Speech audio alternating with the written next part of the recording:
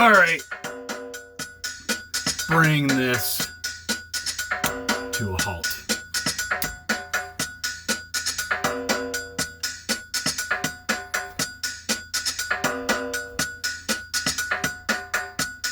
Okay, stop, Chad, stop. Hi, everyone. It's Uncle Chad. This is another Fitzer Radio. And we've got a lot to cover here. Lots happened in the last couple weeks. So, this show, what we typically do is say hello to nieces and nephews first, Taro, Ejiro, Lily, and Ophélie, and other kids everywhere, and adults, and anybody else who watches this. Welcome. So the last episode, we read my first space book. And this one was very close to home because I kind of work in and around the notion of space with my job, which is kind of cool. So, right? Yes, of course. And then of course, as we usually do, like, because I like it, I know it may not be the most popular part of the show, but hobo slang with our friend Corey. And a little bit of news, and then we have a book to read tonight that's called Just Like Mama. And the reason why reading this one, why this one's kind of close to me, is because I worked with the Amish when I was an extension educator with Purdue University. After I got back from Peace Corps, Julie and I moved back to Indiana after we got married, and we lived there for 4 years before moving to Colorado. And I worked with the Amish. I'll talk about that a little bit more later. But so, as we usually do, this is the time in the show where we bring out Corey. So, let's do it, right? All right. Think he's awake? Think he's around? Think he's in his crib? Let's find out. Hello, Corey. It's Chad. We're doing another episode here. No more hobo slang. All right. Just give me 1 sec. All right. Okay. Boy, it's warm in here tonight.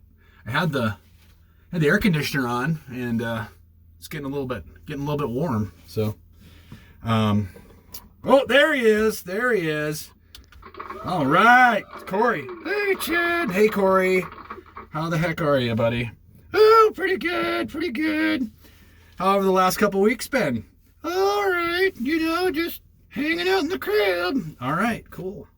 You ready to do a little bit of hobo slang? Am I ever not ready? Well, I don't know, Corey. So let's see here. We're gonna get right into it. Like we always seem to take lots of time, but I want to read this book about the Amish, Just Like Mama, and I'm sure you'll want to be part of that because the Amish have a close relationship to agriculture, corn, all that. So you'll definitely want to be part of this. Oh, absolutely. I was looking forward to when you were talking about it last week. All right, good. Okay, so let's get this out of the way. Let's get some hobo slang going here. All right, you've been studying up? Of course. What else do I do all the time? I don't know. I don't know what you do down in your crib, but let's get going. This is a good one. What's a cattle stiff? A cattle stiff. That one's easy. That's a cowboy. All right. Good job. That was right out of the gate. Come out swinging. Well, you were reading that book about the cowboy line in Nebraska. I sure was. Yeah, Corey.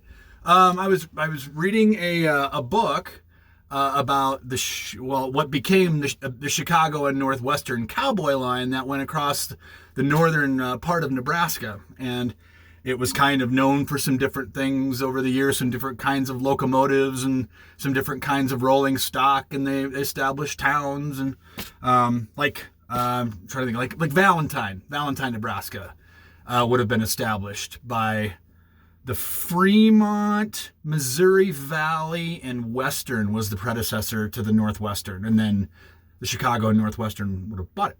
And they called that the cowboy line, Corey. Yeah, it's awesome. Yes, it is. All right.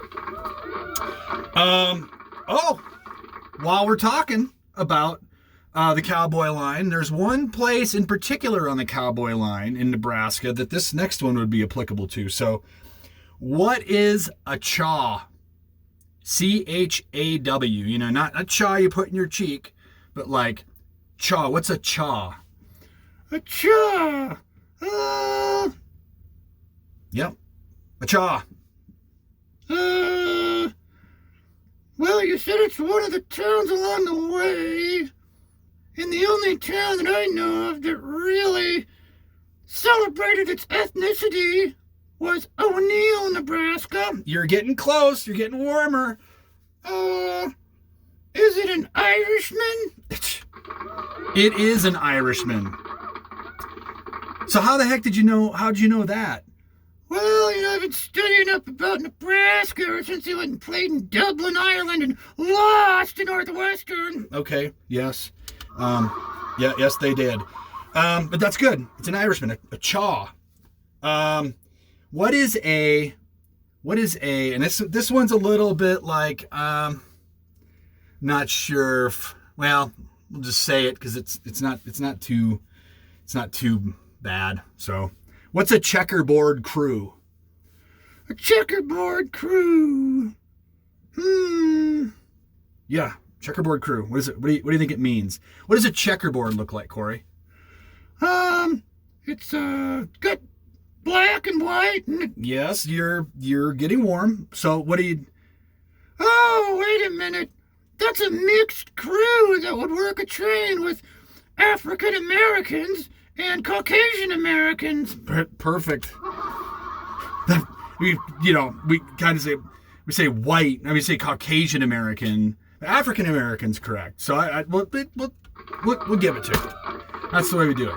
And typically, so it says a mixed crew of white and black workers. Okay, that's the better way of saying it, I suppose. Yep. I think it could be. You have to get too PC here, Corey. What is cheesy? Cheesy. This one's hard because I know you're gonna want to like think cheese, Wisconsin, all that. That's nothing to do with cheese, I know that. It means that you're, I remember this one because sometimes corn gets filthy with dirt, and that's what cheesy means to hobos. You are correct, Corey. Man, you're on a roll. Corey's on a roll. Cheesy means to be filthy with dirt. Filthy with dirt, like corn, right? Sometimes. Yeah, sometimes we get dropped on the ground and roll around and get dirt all over us. Indeed. It happens, Corey. What in the world? Okay. All right. Chicken in the clay. What? Chicken in the clay. What does chicken in the clay mean? Chicken in the clay? I don't know. Chicken in the clay? Yes, Corey. 3, 2, 1. What in the world was that? It was my new whistle. The whistle. Well, I didn't really like that whistle. Why? Does it hurt your ears? Ears, Corey. Ears. Oh, that's ridiculous, man. Ears. Good one. Yep. Sorry, Corey. Okay. Well, okay. So we're gonna give you a what on that one because a chicken in the clay means a fowl rolled in mud and then roasted. What in the world? Why would you want to do that? You know what? I really don't know. I don't have an explanation for this one. It's kind of stupid. I thought you said you were going to take these out if we were going to do this, if they were too hard. Yeah, I was. And, maybe it's just a matter of I didn't quite do this one correct. So, I I don't know. We'll just kind of give you. We'll go like a wash on this one. We're not gonna get too technical. Okay. All right. All right. That sounds good. Okay. Okay. Oh, this one's interesting. What does it mean to chuck a dummy? What does it mean to chuck a dummy? Chuck a dummy. Does that mean to chuck a dummy off a boxcar? I would say no. That's not what that one means. That's a big. That one's wrong. Okay, what does it mean? Chuck a dummy is to fake a fainting fit in order to get sympathy. So if I was like, and you were concerned, what would you say if I like fainted? Hey, Chad, wake up! Are you okay? Yep, exactly. So I just chucked a dummy. Get it? Chuck a dummy. That's kind of stupid. Yeah. I would say it is kind of stupid, but it's kind of that one's kind of funny. That's better than chicken in the clay, right? That one really doesn't make any sense. Okay. What is a chronicker? What's a chronicker, Corey? Can I get a spelling on this one, please? Yes, you may. CHRONICKER.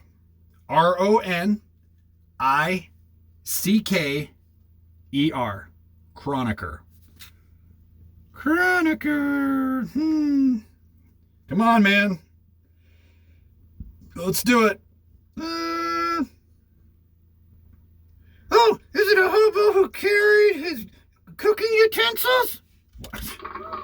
Yes, you're back on track, Corey. You're back on track. Get it? Back on track? Oh, Corey. Okay.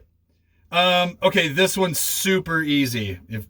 If you don't get this one, I might have to. What? Poke me in the eye? Yeah. No, I wouldn't. I would just. So what is in hobo slang? What's Cincy? Cincy. Cincy. CINIE.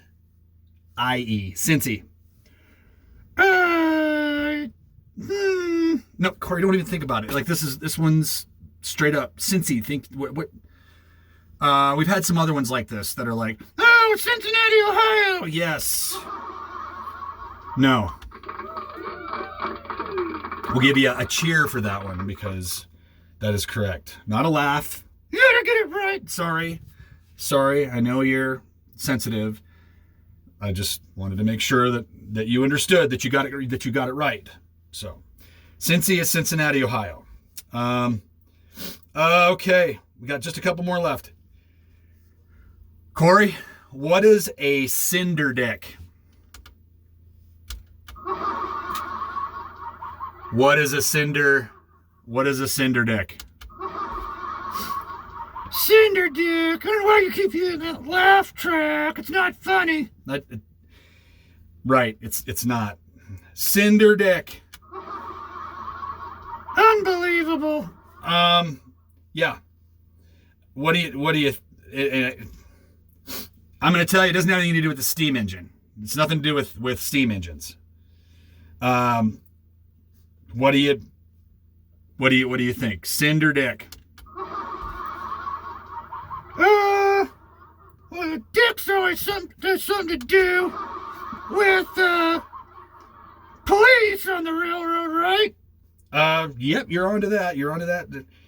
So, it just doesn't have. You just have to know this one. Did you study up or not? Kinda. But if it's a policeman, I think I remember which one it was. Well, which one is it? Cinder Dick is a railway policeman who rode the trains. Just for posterity's sake. Yes, Corey. Correct. Thank heavens. Yes. Why'd you keep playing the laugh track? It's nothing. I was just being a moron. Sorry. Okay, last one. What's a cinder sifter? Cinder sifter. Yes. Now, this one I would say actually might have something to do with a steam engine. Do you know? Does it mean when you're trapping along the railroad tracks? Actually, it does. So, cinders are dropped from the steam locomotive, typically in a yard, not out on the road. So if you're walking along the tracks, along the right-of-way, you could, I guess, be sifting cinders with your feet. I am not entirely sure what it means, but yeah. So we had Cinder Dick. What in the heck? And a cinder sifter. So, okay, we're done with that now. Guess what? Everyone, we are done with hobo slang. We are done, Corey. Okay, on to the next. You're good? Yeah, I'm good. Okay. So let's talk a little bit about some news. So, Corey, here's the thing. The full corn moon that was here on September 10th was a bit of a mixed bag. What do you mean? Well, I've got some bad news. Oh no! Yep, the Huskers lost to Georgia Southern, kind of in prime time, kind of in front of God and the world. 48-45 at home, and Georgia Southern is they're okay, but they're out of the Sun Belt. They're not in a great conference, and Nebraska, if they were any kind of a team to speak of whatsoever, would have beat them. And so now they have 2 losses, and it gets even a little bit worse, unfortunately. What do you mean? Well, Scott Frost got fired on the next day, on that following Sunday. Are you kidding me? No, I am not kidding you. He was kind of supposed to be the savior of the program. Showed up, this was his 5th season, and it just never came together. It just didn't work, I thought he was a really good player when he was at Nebraska. Well, he was a good athlete, for sure. He's a good player. He played at Stanford for 2 years, and then he went to Nebraska. And in the year after I graduated in August of 97, he took the Huskers undefeated that season and won a national championship, and they split it with Michigan. So, unfortunately, as a coach at Nebraska, he did not have a lot of success. He had 4 losing seasons. Of course, there was COVID that didn't help and everything, but it's pretty kind of a rough go. But it was time. It was time to say goodbye. After losing to Georgia Southern at home like that, 48-45, that was kind of it. They didn't really have a choice. So, the defense, the vaunted black shirts, gave up 400 plus yards, and I'm like it was like in the mid 400s. So that was a pretty ugly performance. The defense gave up 400 yards? They did, Corey. I mean, real bad. And here's the thing. I've even got more bad news. Are you kidding me? No, I'm not. I'm not kidding you. So this weekend, then, as expected, really, they lost to Oklahoma. Oklahoma! Ew! Yep, Oklahoma. Their historical rival, the team that they used to split Big 8 championships with for years and years and years. They lost to them yesterday at home, 52-14. What in the hell? No, I know, Corey. I am a little bit beside myself. So here's the thing: when like on the Corn Moon, back to that real quick. Like when Nebraska lost to Southern Miss, who is a Conference USA team, after Julie and I had just after we had gotten married, so in 2004, that fall, they lost to Southern Miss at home, and that was the first real kind of like, what in the world's going on? I had a new head coach, Bill Callahan, who had no business being there. Long story short, I ended up lighting a cornfield on fire on accident. Yes. You did what? Yeah, I didn't mean to. There was a big pile of brush, and I was like, I'm gonna burn this brush, because I was just like upset and belligerent, and I did that, and then the wind kicked up, and it wasn't a standing cornfield like that's where they had dropped the kind of some chaff on the edge of the field from the combine. It was corn stubble mostly, and then off in the distance there was actually standing corn, and yeah, I lit that pile on fire, and it was like a blowtorch, like sticking out of the ground. It was like, it wasn't good. And then the wind kicked up and kicked cinders into the field, and it started the field on fire, and the volunteer fire department had to come they were having an antique machinery show a mile away, and they had to leave the middle of they were selling roasting ears. What's that? That's when they boil corn, sell it to people, and then people enjoy the corn's company. Oh, wow, that sounds kind of... the corn takes a bath, and then they walk around with it and caress it? Yep, kind of. That's kind of what they do. So they had to leave that activity to come out to our place to put out the fire in the cornfield. And I was a brand new county agent, like made the paper. Everybody knew about it. Totally embarrassing. Nebraska got beat by Southern Miss, and I was kind of having flashbacks of that on the old full corn moon when they lost to Georgia Southern. But this time, like, everybody expected them. I mean, I did. I kind of called it beforehand. I called Paul, or I texted Paul and was like, I think they could very well lose this game. Oh, dude. Yep. And Paul kind of agreed. And I also, during that text string, I also said something else.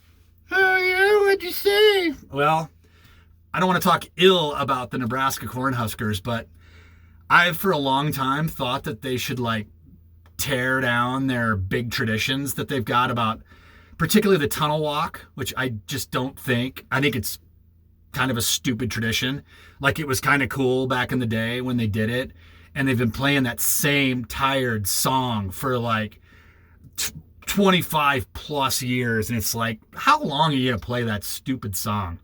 You know, like, and you know, another one that even goes back further than the tunnel walk is the name the Black Shirts. What's wrong with the Black Shirts, Chad? Well, first, like I said, I just think it's, why does a defense that gives up 400 plus yards to teams get to have a nickname anymore? Like, what are they, some elite group that everyone needs to be scared of? And I think it's silly. I think it's ridiculous that they have a name like that. It doesn't, the tradition's kind of lame anyway, because they wore black shirts during practice because they couldn't afford to, like, get some, like, other jerseys or something. So somebody ran to a 5 and dime and bought a bunch of black shirts. Okay. I mean, go along with it as long as they're, like, kicking butt. But if they're not, you know, like, that seems a little lame to have for this defense, just because they're the Nebraska defense, to have a nickname.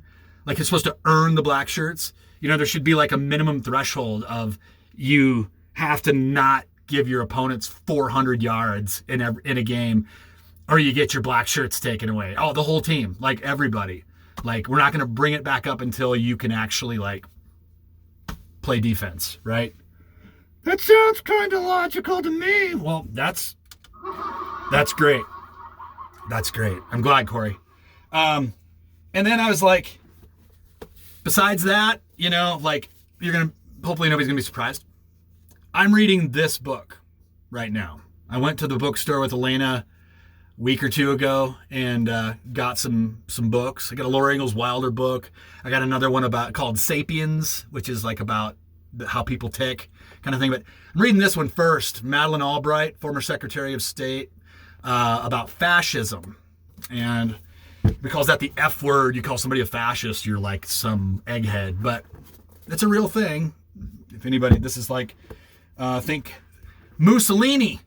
He's like the original fascist, the Italian fascist dictator during World War II, before World War II. Guess what he called his kind of like troops on the ground? The Germans had the brown shirts. Guess what Mussolini had? The original fascist. The black shirts. Yeah. So, you know, it's great to have this tradition of calling your kids the black shirts because they wore black shirts.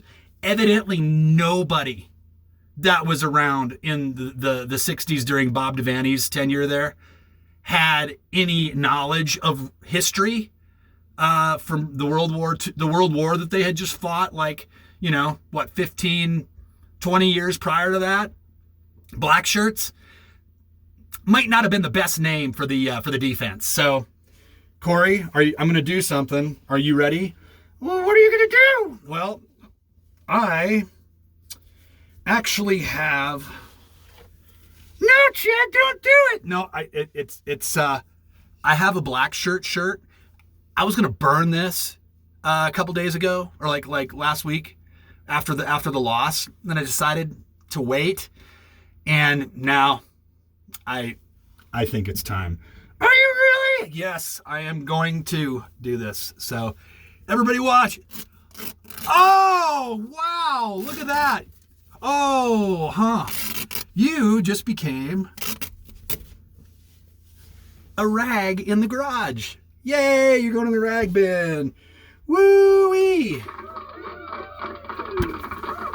Again, 400 yards. And maybe a little throwback to fascism. Not saying the black shirts are fascist, like the Huskers. I just saying they suck. So, I still have a University of Nebraska shirt, and I still have a shirt that says Huskers. Those two things don't have anything to do with the Nebraska defense. That black shirt sure did, and it is no longer with us. So, bye-bye. Bye-bye. See ya. I can't believe you did that. Why can't you believe I did that? It seems pretty extreme. Well, I laid out my logic, and I'm sticking to it, Corey. It's time. It's been years and years and years of following Nebraska football. We started doing that with my dad way back when I was a kid. I grew up a Husker fan, and then I went to school there basically to watch football, and then I've been following them ever since, and they have sucked for years now, and like I just don't have the emotional energy anymore. So that kind of action hopefully like brings back some of my like college football mojo, right? So okay, all right, are you done? You good? Yeah, I'm good, man. You're going. Yep, I'm going. So last week also, Corey, I wanted to let you know that I traveled. I flew into Milwaukee on Monday, and then I traveled through Wisconsin on Tuesday, and I ended up in the Twin Cities, and then I was in Minnesota for a couple days, and I was on the road and saw a bunch of corn. Oh, wow, that's awesome. Yes, it is. It's awesome. Also, Alana came in second in her cross-country meet on Friday, so I got back at like noon on Friday from Minneapolis. And I got to see Elena run, and she took off in the front first thing, took out on her own, and then she was running around the school. She came around a couple girls that passed her, and she was following them coming into the end. And as they were like within sight of the tape, she took off and sprinted and got second place. So that was very, very cool. Oh, wow, Elena's fast. Yes, she is. Elena is fast. Addie's fast too.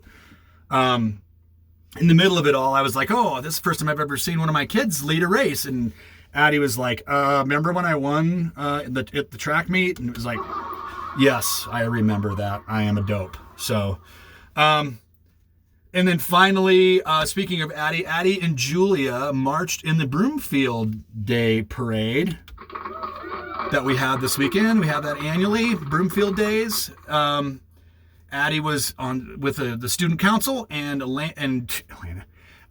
Julia was with Emerald Elementary marching or walking. So that was great. So, okay, we're on to our book. So are you ready to read a little bit about the Amish, Corey? Yeah, tell me a little bit more about when you worked with them. Well, I worked with them when I was in Davies County, Indiana.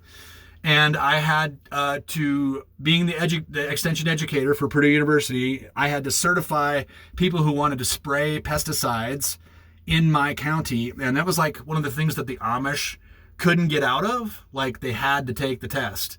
And I think they had to take two in 5 years or something like that.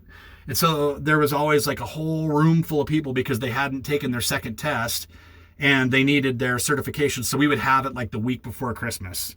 And then there was another guy that I worked with.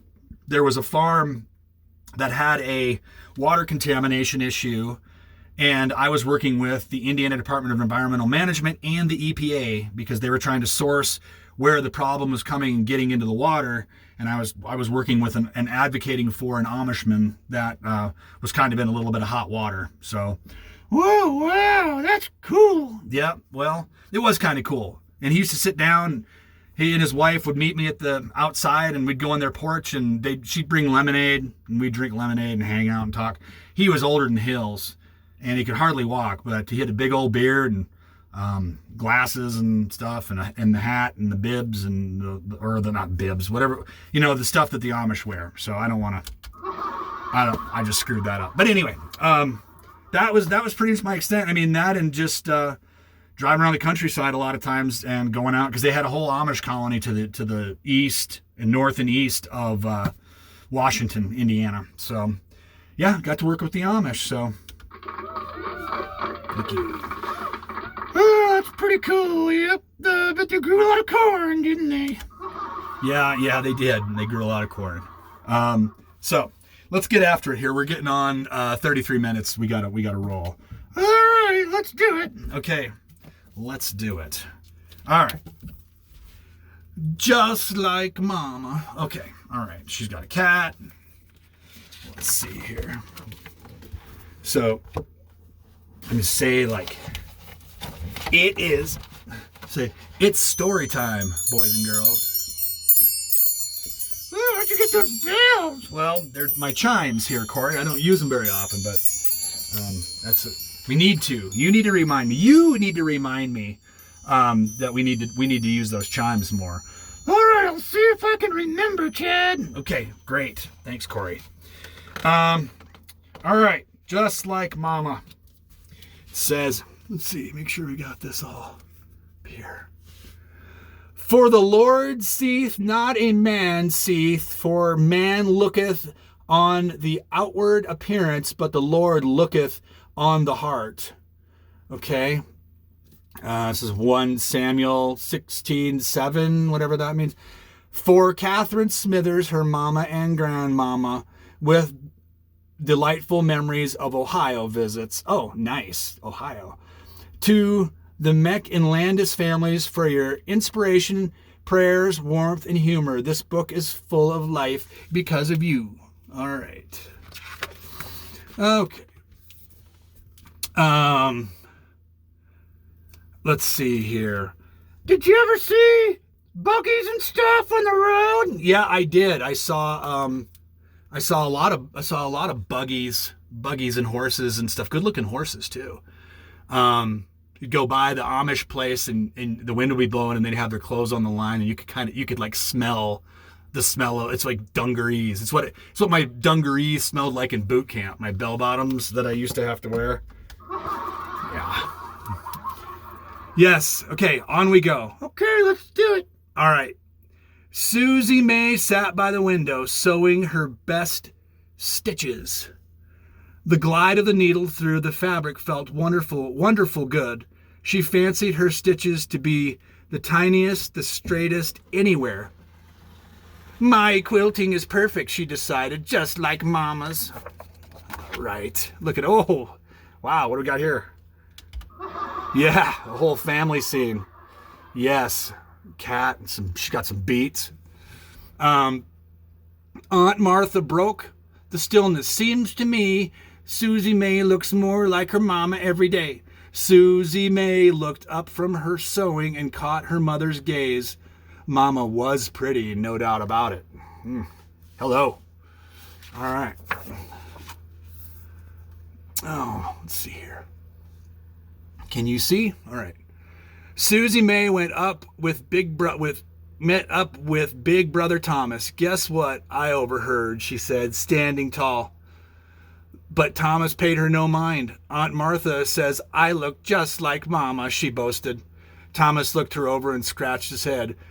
Well, you may look like Mama, but I doubt you can keep up with her all day. Susie May straightened her apron. Eh? We'll just see about that starting tomorrow. Okay. All right, what do we got here? Oh, there's Dad. Cock-a-doodle-doo, the rooster crowed at sunup. Susie May chased Mama's skirt tail as they hurried to the barn. A good morning to yodel-doo, she called with glee. You see? Okay. Susie May scooted a tiny stool and her milk bucket smack dab under old Gerda. I'm milking you today, like it or not. A thin stream of milk, pink pinged against the sides of the pail. She glanced at Mama, thinking of cup cheese and sweet butter while Papa and Thomas pitched hay to the mules. Doesn't look like he's doing a lot of pitching hay right there, does it? Why don't you get to work, kid? Yeah, get to work. All right. Thanks, Corey. Oh, what do we got here? It's like somebody spilled the milk bucket. High in the rafters, a pigeon fluttered loudly. Susie May looked up, straining to see, and teetered off her milking stool. Spritz! Warm milk squirted her face. It ran down her choring dress and apron, soaking her clean through. No, she scolded the cow, but old Gerda was not to blame. Stomping and mooing, the cow kicked over the bucket, spilling milk everywhere. Susie May shouted, This'll never do. Thomas frowned, and she stuck out her tongue at him. Aw, Susie May, said Mama softly, please don't fret. Yeah. Please don't fret. Spill the milk. Hey now. Okay. Susie May gathered eggs for breakfast. She peered over her shoulder, wishing Thomas could see her now. Such a fast worker she was. Keep your mind on your work, Mama prodded gently. But as she dashed here and there, Susie May dropped the eggs into her basket too hard, and ach no! She broke 1, 2, 3 large eggs. Hastily, she hid them, cracked and oozing under the straw. Mama would never notice. Oh, you wanna bet? You think she's not gonna notice? She's gonna notice. I mean, come on. Berry picking with Mama was a delicious time. Just this once, I'll gather more than I eat, thought Susie May. Quick as a wink, she placed each plump strawberry into her bucket. Uh-oh. What have we here? Oh, what's that? It says caw, dude. Like, oh boy, what do we got here? a crow swooped down and perched on the fence, giving Susie May a suspicious look. Don't worry, old bird, she whispered. I can pick and not snitch. Mama began to hum, moving swiftly between the rows, joining in the song. Susie May picked the sun-ripened berries. Oh, boy. The singing and the sunshine made her stomach rumble. She could almost taste the juicy red strawberries with homemade ice cream. 1 or 2 won't hurt, she thought. Okay. You better get to work. Uh-oh. Old Crow. Oh, man. Yep. Twitched his head. A spy in black. Never you mind, Susie May scolded, guarding her secret. Mama stopped picking to wipe her brow.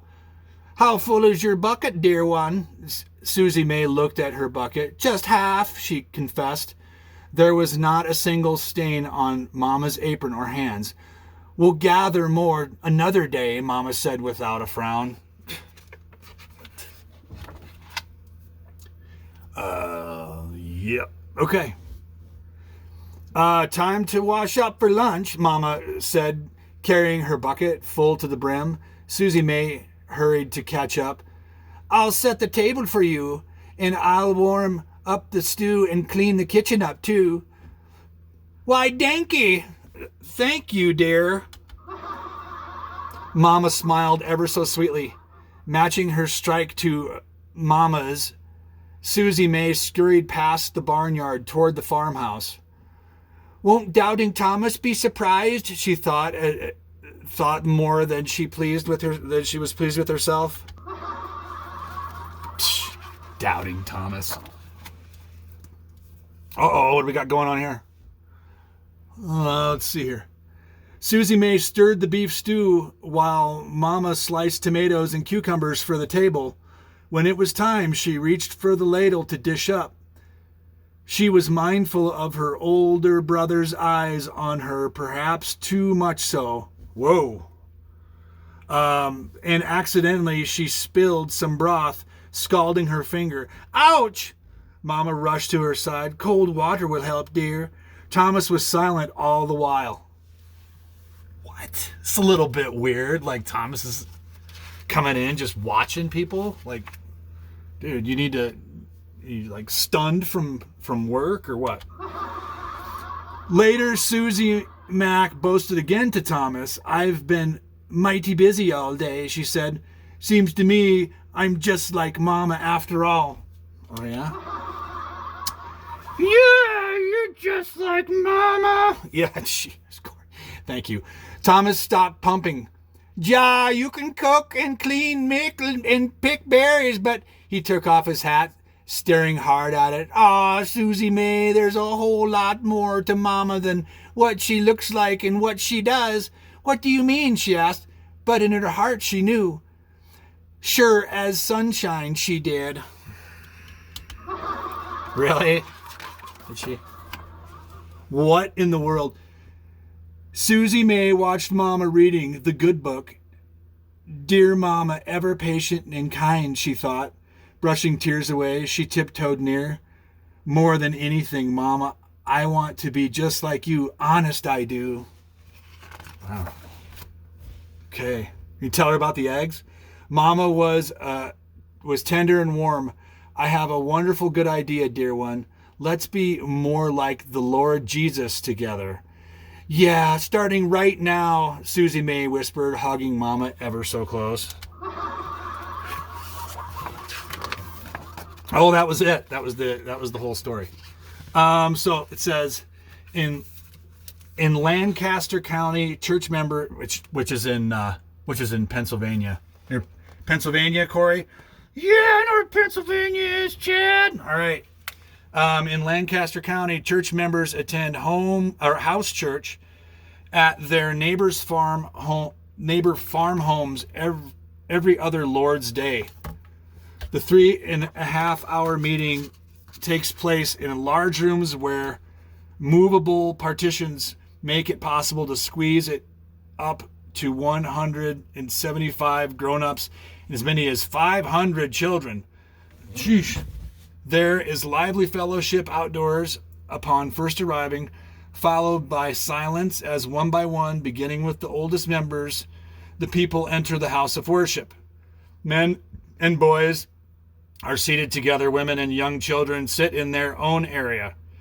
Unison, a cappella singing soon begins from the 16th century hymnal called the Ashbund. Okay. An opening sermon is given, and then silent kneeling prayer, a scripture by a deacon, and then the main sermon. A second kneeling prayer is read aloud by the minister. As the close of the meeting, a final blessing, a prayer by the leader. The last hymn is sung, and there is a members meeting. The women serve the noon meal, and after dessert, there is time for talking and visiting outdoors. From beginning to end, the day of worship represents the heart of the Amish life: patience, unity, and humility. Off Sundays are spent visiting family and friends, discussing scripture, and reading Bible stories to the children. All right. What do you think about that, Corey? We are done. I am in physical pain.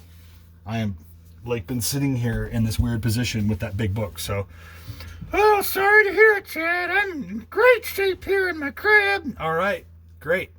Okay, so we just finished Just Like Mama, and the next episode we're gonna read Madeline and the Gypsies. So I didn't know Madeline was a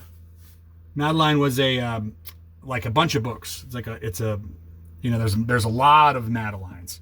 Oh, all right. Yep. They are Madeline is a French girl. So that's cool. I've got more of these, but this is the one we're going to read. Madeline and the Gypsies next time. So, okay. All right. So, everybody, say goodbye. Lily, Ophélie, Taro, Ejiro, kids, anybody else that watches adults,